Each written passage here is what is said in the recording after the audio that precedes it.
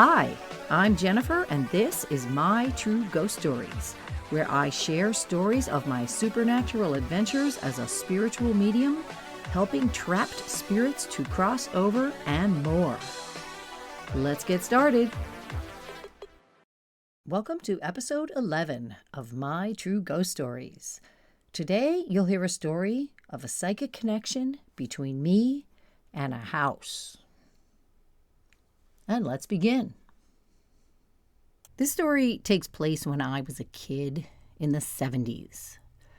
There was a certain nostalgia about this time in history.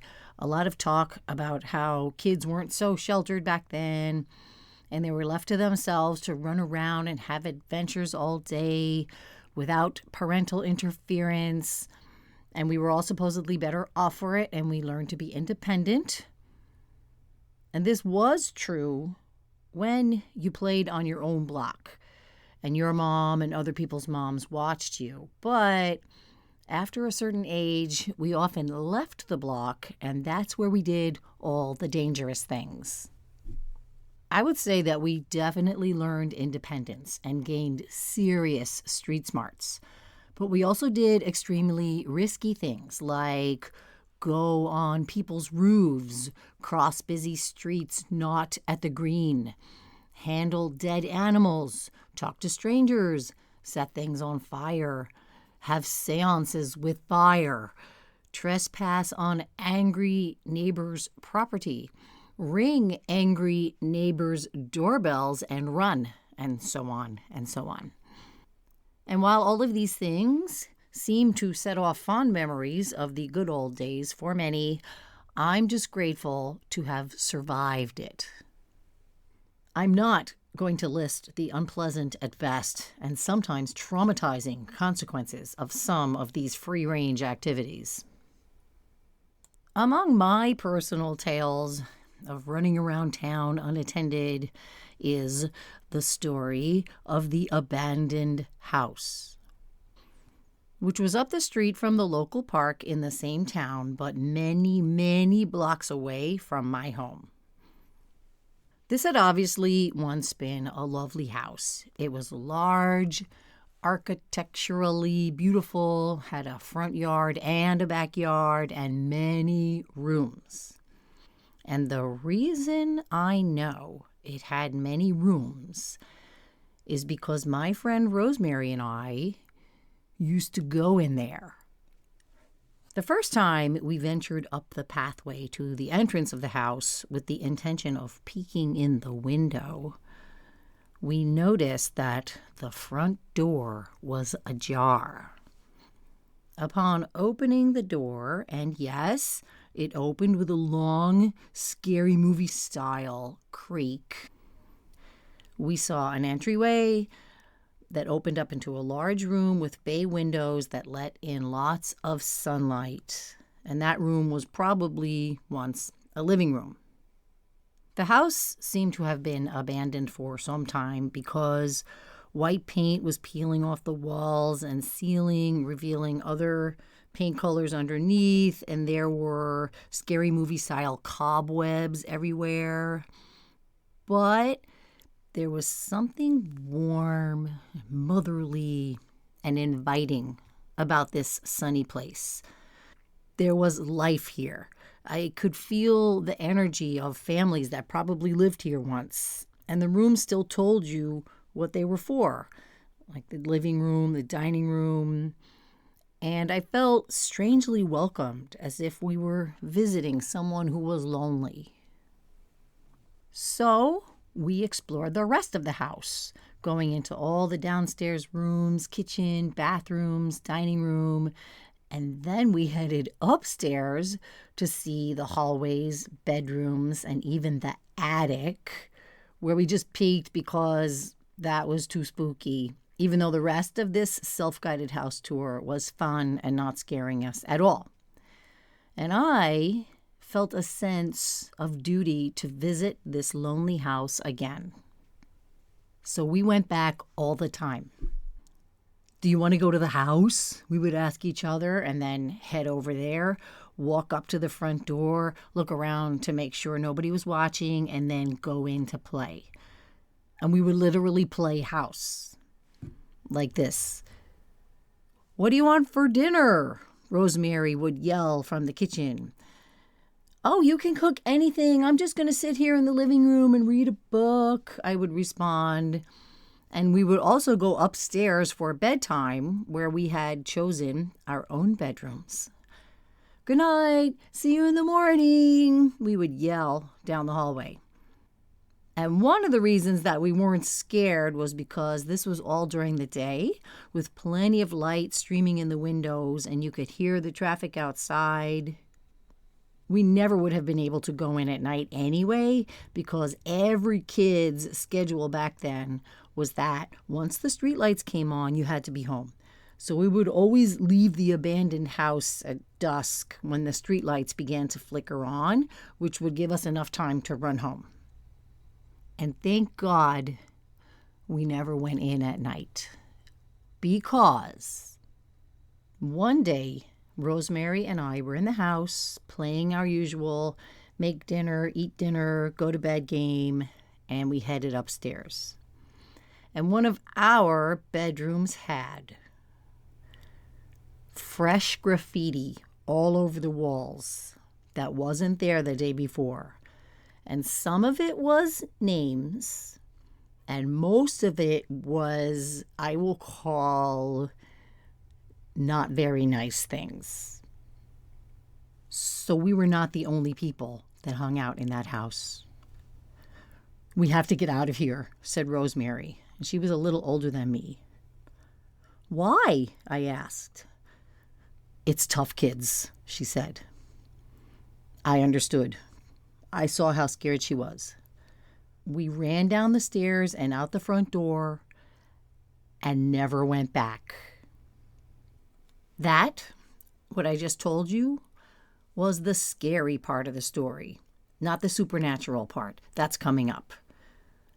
Now, as far as being scary, I suppose it's possible that it was not tough kids, but something like a gang of friendly Girl Scouts that spray painted all of that violent imagery onto the walls at night, but probably not. This was truly scary. As I said, Rosemary and I never went back to that house, but my connection to that place remained. And the supernatural part of the story takes place several years after my last visit to the house by the park. And here it is. My grandparents had a lake house in Michigan, and me and my brothers used to spend a good part of our summer there every year as kids. So after an exciting ride on an airplane, as the days passed, we would slowly settle into clean air, swimming in sparkling blue water, quiet days and nights with no traffic sounds. We would feed the ducks, catch minnows, row the rowboat, and just relax. And I don't know about my brothers, but I would sleep really well. And in Michigan, during this vacation, one night, I had a dream. In the dream, I was standing in the middle of the living room of the house by the park. The room with the bay windows out to the street that would let all the light in, where I used to sit and read invisible books while Rosemary would cook invisible dinners in the kitchen. And I was standing in the middle of the living room and feeling that friendly embrace from the house. And as I looked around in this dream, the walls were melting. And that was the whole dream. When I was staying with my grandparents for the summer, we would have a weekly phone call back home to my mom where we would tell her all about our days and if Grandpa caught any fish, and she would fill us in on what may have happened back home. That weekly phone call was scheduled for the next day, the day after I had the dream about the melting walls. Let's call your mom, my grandmother said. And we took turns getting on the phone, and when it was my turn, I told my mom a few things, and when it came time for her to tell me about happenings at home, she said, "Oh, you know the old abandoned house down by the park?" I answered, "Yes, I do," not revealing how well I knew that house. And she continued, "It burned down last night, thus the melting walls." I don't think I told her about my dream. I remember thinking about it and making the connection and feeling sad because something bad had happened to this friend of mine, this empty house. Even though I hadn't visited that friend in several years, and I realized even as a kid that that dream was a goodbye. I did not dwell on it. I didn't have any emotional references at that time for this loss, so I just felt sad for a moment. Did not tell my mother that I used to hang out in that abandoned house, and I just moved on with summer fun activities. And I think that house considered me a friend too. I personally do believe that houses have a soul, and maybe all objects have a spirit, like some ancient belief systems. I remember as a kid when my family would go on vacation and our home would be empty for a week or two. I remember that I would worry that the house would be lonely. I wanted someone to visit the house, sit on the couch, walk around, use the rooms, keep her company. And that's what I believe me and Rosemary did for the house by the park. We brought life and movement into it, used the rooms, walked around, and I think that made the house happy, and she formed a connection with me. I don't know about a connection with Rosemary, and probably not with the vandals who spray painted the walls. But I think because of our connection, that house reached out to me to let me know that she was passing on. I remember seeing a documentary where they went to all these abandoned houses and put in an art installation that would light up the windows. And the effect was that they were sort of bringing these houses back to life. And they talked about how people had lived there, cooked there, used all the rooms, brought energy there, and that an abandoned house is a sad thing. And this documentary made me cry. And they showed the insides of these houses, and it reminded me of my old friend by the park. And I put a link about this installation in the show notes. They eventually built a new house on that lot, which is very nice and new looking, and in my opinion does not have the charm of the original. And I obviously haven't been inside to experience the energy, but I'm sure energy is there. And new life has come to that new space. And I believe that this house was an energetic being with a spirit that connected with me. And I believe that the soul of the empty house by the park is now at peace.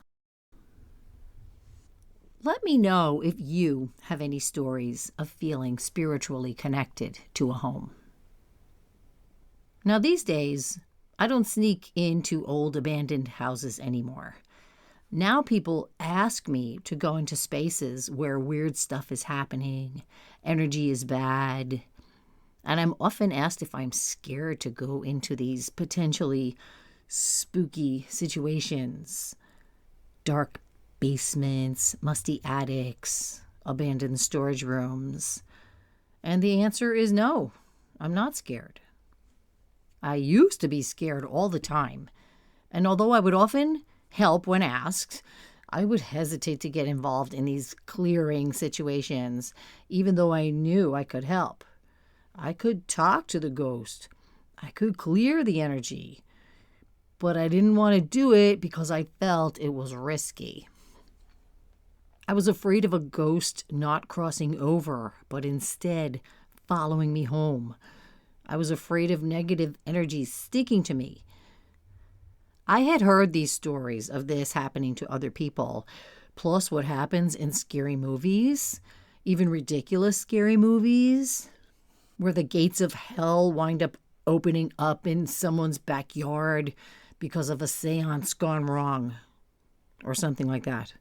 So I didn't want to risk it. I was pretty timid.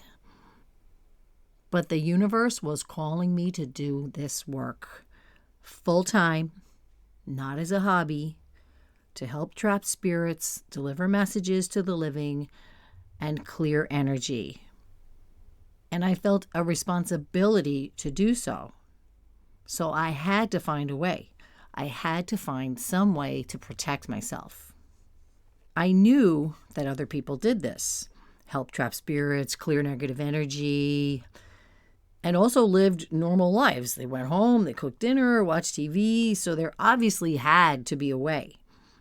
So I got serious and I set out to find myself protection so I could do the job to which I was being assigned. And I had to find something that worked for me. Different religions and spiritual practices all have their methods of protection, and they probably all work. But I had to find mine. I have many religions in my life because of my family life and various neighborhoods I have lived in and neighbors I've lived next to as a child and as an adult. So I'm blessed to have access to and knowledge of lots of spiritual tools. I decided to talk to Johnny at the Botanica. That's the message I was getting. And this is the same Botanica I mentioned in episode 9. Johnny gives amazing readings and also practical, spiritual, and business advice. I went there. I told him what I wanted to do, go clear these haunted houses for a living.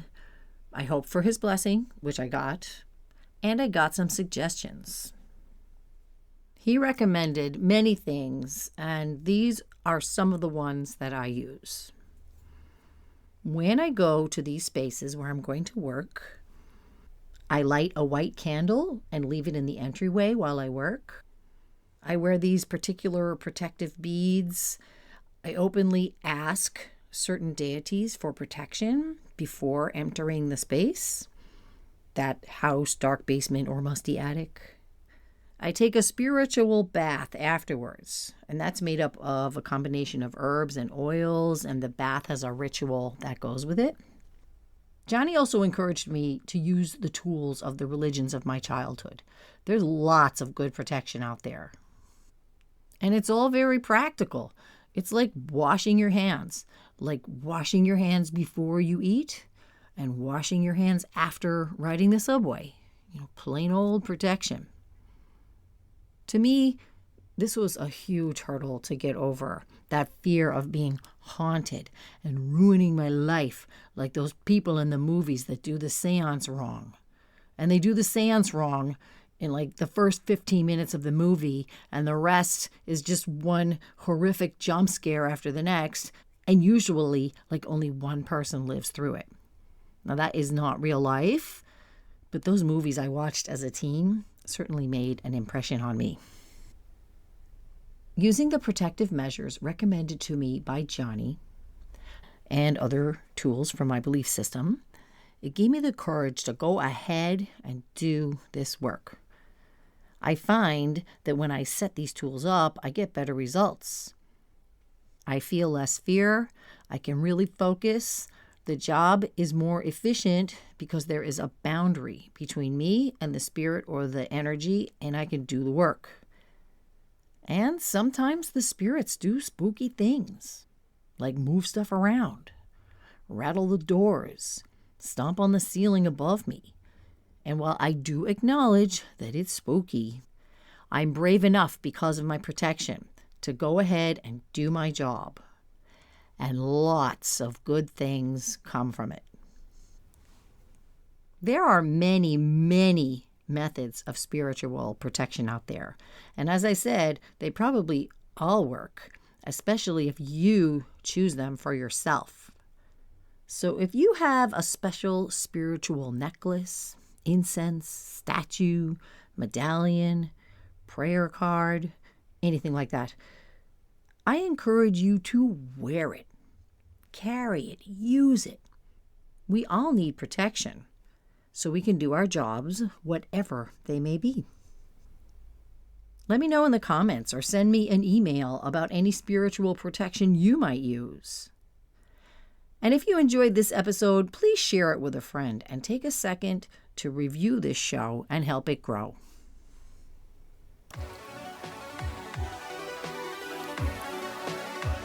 And that's all for today. Thank you for listening to today's episode. And if you think your house is haunted, want energy cleared from your space, or need a custom spiritual ritual, I'm here to help. Visit jpclearing.com or email me at jpclearing60@gmail.com. Don't forget to join me here every Tuesday for a new episode. Until next time.